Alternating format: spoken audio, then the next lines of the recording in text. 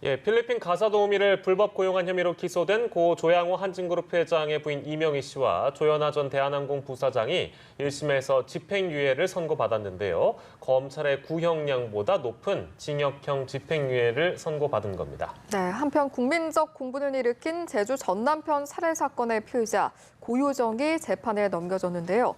이제 관심은 앞으로 법정에서 다룰 쟁점에 쏠리고 있습니다. 자세한 내용은 김영주 변호사와 함께 짚어보도록 하겠습니다. 어서 오십시오. 어서 오십시오. 안녕하세요. 말씀드린 대로 징역형의 집행유예를 선고받았네요. 물론 검찰의 구형보다 높은 형량이다, 이렇게 보도가 되고 있습니다만 일단 재판부의 판단 근거부터 좀 알아볼까요? 네, 재판부의 판단 근거에 있어서는 일단 이들이 총수의 배우자 혹은 자녀의 지위를 이용을 해서 이제 항명할 수 없는 자신들의 직원들에게 불법적인 행위를 지시를 했고 심지어 이 씨의 경우에는 반성하지 않은 기미가 있다는 것 등을 이유로 기존의 구형이었던 벌금형보다 더 높은 형인 집행유예를 선고를 했습니다. 네. 이명희 전 이사장은 진정으로 혐의를 뉘우치는 것 같지 않다. 이런 말도 했는데, 근데 통상 우리가 이제 받아들이기에는 물론 징역형의 집행유예입니다만 집행유예 자체가 받는 어떤 국민들의 어떤 법 감정이라고 할까요? 이게 좀 형량이 낮다라고 이제 바라보는 분들도 많이 계실 것 같아서 글쎄 재판부가 이런 말도 했다는데 왜 집행유예냐? 이렇게 생각하실 분도 계실 것 같아요. 네, 사실 집행유예라고 한다면 실형이라고 생각하시지 않고 사회에 나와서 똑같이 살고 있기 때문에 굉장히 낮게 받아들이시는 게 국민적인 법 감정인 것도 사실입니다. 그럼에도 불구하고 어찌되었던 벌금형보다는 법률적으로 높은 형량에 해당하고요. 지금 현재 검찰에서는 벌금형을 구형을 했는데 집행유예를 선고했다는 것은 이제 법원에서 굉장히 좀 결단을 내린 것으로 보입니다. 그리고 이 씨의 경우 좀 반성하지 않는 태도를 보인다라고 판단을 했던 근거에 있어서는 보통의 경우 자백을 하거나 반성의 태도를 보일 때 첫 공판부터 일관되게 인정을 하고 그러는 것이 보통입니다. 그런데 이 씨의 경우에는 지난 5월 2일 첫 공판에서는 자신의 행위가 불법인 줄도 몰랐고 그리고 구체적으로 지시를 한 적도 없다라고 이야기를 했던 반면 그 다음 공판에서는 자신의 행위에 대해서 인정을 하고 굉장히 반성을 하고 있다라는 취지로 이야기를 했습니다. 그러나 이제 이 기존에 있어서 그 가사도우미들이 다시 돌아간 것에 있어서 그 행위 배경에 있어서 자신들이 그것에 대해 불법을 인지를 하고 돌려보냈다라는 식으로 또 이제 거짓된 이야기를 한 것에 비추어서 법원은 범죄가 인정이 되고 그리고 진정으로 반성하는 것으로 보기는 좀 어렵다는 내용으로 판결을 내린 것으로 보입니다. 그렇군요.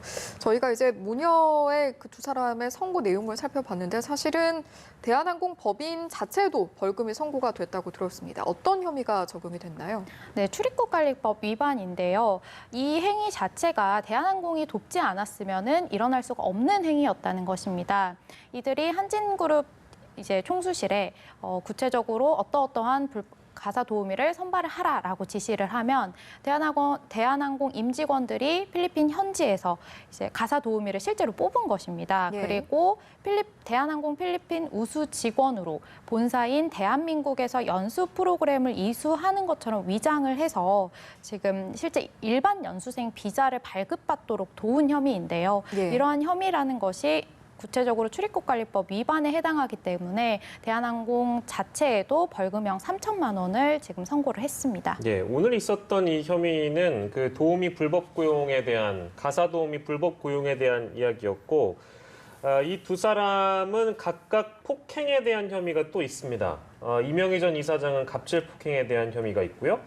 조현아 전 부사장은 남편 폭행 혐의가 있잖아요. 이것도 지금 재판에 넘어가 있는 상황인데 이건 어떻게 조현아 전 부사장은 수사를 받고 있는 상황이고요. 이명희 전 이사장만 지금 재판에 넘겨져 있는 상황이고요. 좀 분리해서 볼 필요가 있겠습니다. 각각 어떻게 전망하시는지요? 네, 이명희 전 이사장의 경우 지금 2011년 11월부터 자신의 고용인들을 상대로 이른바 갑질 폭행을 행사한 혐의로 지금 기소가 되어 있는 상황입니다. 그렇다고 할지라도 지금 일반적으로 중한형을 선고하기는 조금 어려울 것으로 보이고요. 집행유예 정도가 선고되지 않을까라는 것이 대다수의 예측으로 보입니다. 한편 이제 조 전 부사장의 경우에는 지금 기소가 된 것은 아니고요. 지난주 혹은 지지난주쯤에 경찰에서 기소 의견으로 검찰에 송치가 되어 있는 상황입니다. 예. 현재 남편에 대한 폭행 혐의 혹은 상해 혐의 그리고 자신의 아이들에 대한 아동학대 혐의에 있어서 일부 혐의 있음 의견으로 송치가 된 것으로 알려졌는데요. 예. 관련해서 지금 현재 집행유예 기간인 것도 굉장히 많은 상황이고 예. 수사에 있어서 좀 엄하게 수사가 진행되지 않을까 그런 생각이 듭니다. 예, 알겠습니다. 굉장히 오래전에 좀 떠들썩하게 했던 그런 사건인데 이제 재판도 이뤄지고 있고 전격적으로 수사가 이뤄지고 있는 부분은 조현아 전 부사장이 남편 폭행 혐의와 자녀 학대 혐의와 관련해서 수사를 받고 있다는 내용까지 정리를 해봤고요. 두 번째 사건도 마찬가지로 충격을 줬던 전 남편 살인 사건, 고유정 사건입니다.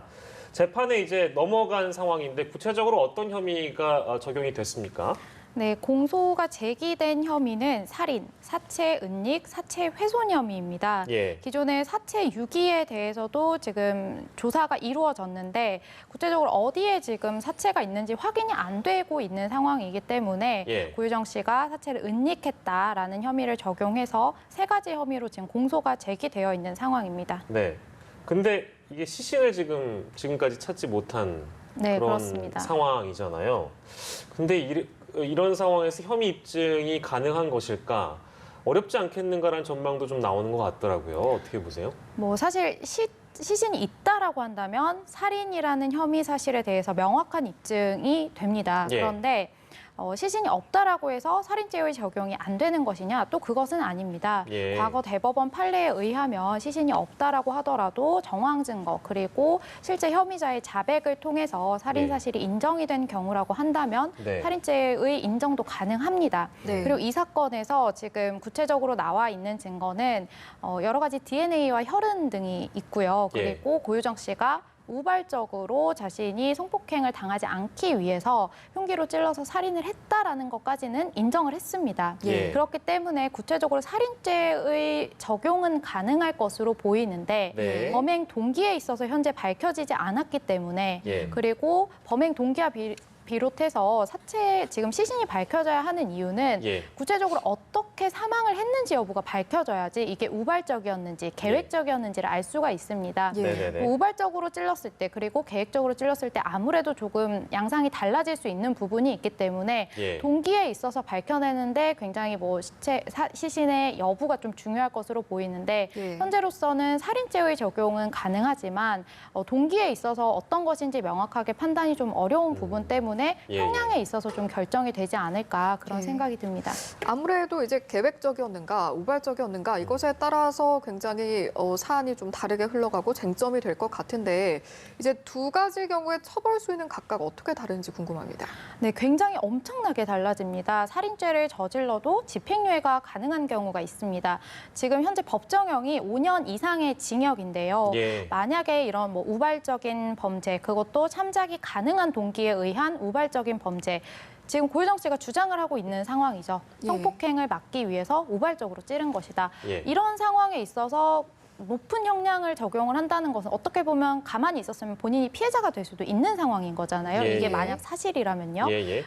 그런 사람에게 높은 구형을 한다, 그리고 선고를 한다는 것은 조금 법 감정에 맞지 않기 때문에 예. 만약에 고유정 씨의 주장이 모두 인정이 될 경우라고 한다면 구체적으로 집행유예 선고도 가능한 상황입니다. 그런데 지금 임명경시에 의한 살해다라고 검찰에서 주장을 하고 있는데요. 예. 이 경우는 굉장히 계획적으로 그리고 사람의 생명을 경시하는 그런 잔혹한 범죄다라는 의미입니다. 만약에 이것이 인정이 된다, 그리고 입증이 된다라고 한다면 이 경우에 이제 무기징역 선고도 가능할 것으로 보입니다. 무기징역 선고까지 가능하다 네. 이렇게 보신다는 말씀이시고요. 예. 물론 이제 재판에 넘겨지긴 했는데 이 사건도 그 경찰이 초동 수사가 좀 미흡했다 이 지적이 있었습니다. 그동안 있어 왔고요. 이거에 대한 비판이 수그러들지 않고 있는 상황인데 제주 경찰이 이 경찰청 본청의 감사라고 해야 될까요? 수사를 네. 받게 됐다는 얘기는 들었습니다. 이거 어떻게 진행되고 있습니까? 네, 이제 지금 기존의 초동수사 부실에 대해서 이야기가 계속해서 나오고 예. 있습니다. 저도 관련해서 지금 보도가 될 때마다 왜 경찰이 이렇게 했을까라는 의문점이 의문을 많았죠. 구체적으로 살펴본다면 지금 현장 근처에 CCTV조차 확보를 예. 하지 않은 상태에서 피해자의 유족들이 지금 이것을 구체적으로 경찰이 이제 이야기를 했던 그런 부분도 있었고요. 예. 그리고 현재 가장 중요한 것은 사체의 위치입니다. 시신의 위치인데 경찰은 초반에는 제주 도내에는 현재 시신이 없다라는 판단을 했습니다. 예. 그런데 지금 유족들이 확보한 영상 등에 의하면 펜션 근처 클린하우스 같은 곳에 연달아 이제 한 5개의 종량제 봉투를 버리는 장면이 확보가 되었습니다. 네. 그렇다라고 한다면 그 안에 아무래도 시신이 들어있지 않겠느냐라는 예측이 가능한 상황인데 예. 만약에 이것을 또 경찰이 일찍 알았더라면 제주 도내에 대한 수색을 통해서 시신을 확보할 수 있는 그런 상황이 있을 수 있습니다. 예. 그렇다라고 하면 동기에 대해서 충분히 밝힐 수도 있는 상황인데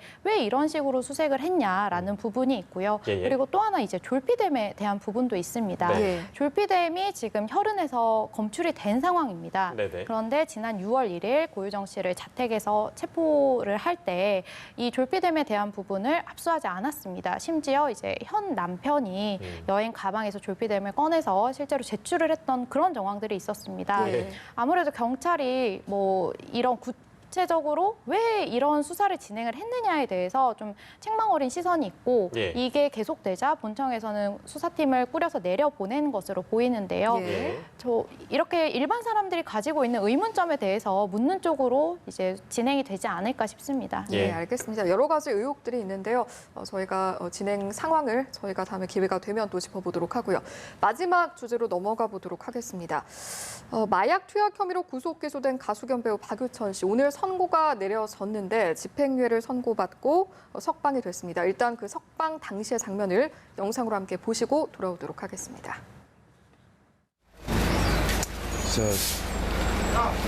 많은 분들께 정말 심려 끼쳐드린 거 정말 진심으로 다시 한번 사과드리고 싶고요. 앞으로 사회에 많이 봉사하면서 열심히 정직하게 노력하겠습니다. 꼭 그렇게 하겠습니다. 죄송합니다. 팬분들 많이 나오셨는데 한 말씀 부탁드립니다.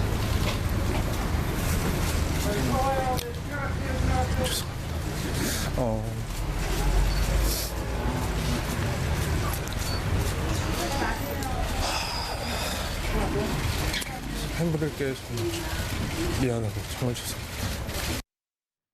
네, 석방 당시의 장면이었고요. 사실 오늘 주요 포털에서 실시간 검색어에 집행유예가 계속해서 올라가 있을 정도로 집행유예라는 선고 자체에 대해서도 관심이 많았습니다. 집행유예 배경부터 한번 짚어볼까요?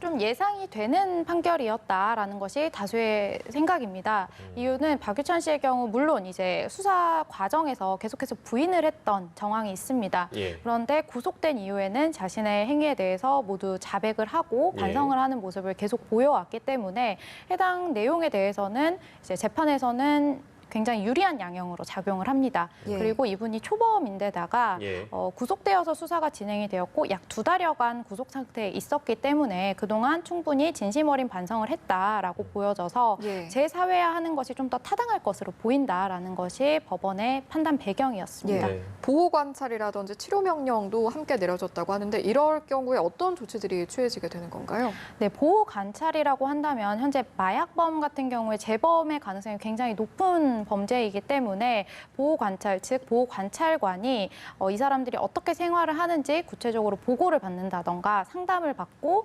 그리고 치료 명령이라고 하면은 어떠한 치료를 통해서 다시 이제 이러한 마약에 손을 대지 않게끔 하는 그런 것들을 조금 지시를 하는 그런 명령에 해당합니다. 예. 네. 짧게요. 황하나 씨는 어떻게 될까요? 지금 좀 남아 있죠, 일정이. 근데 네. 영향을 혹시 미치게 될까요? 이번 그 박유천 씨 판결이?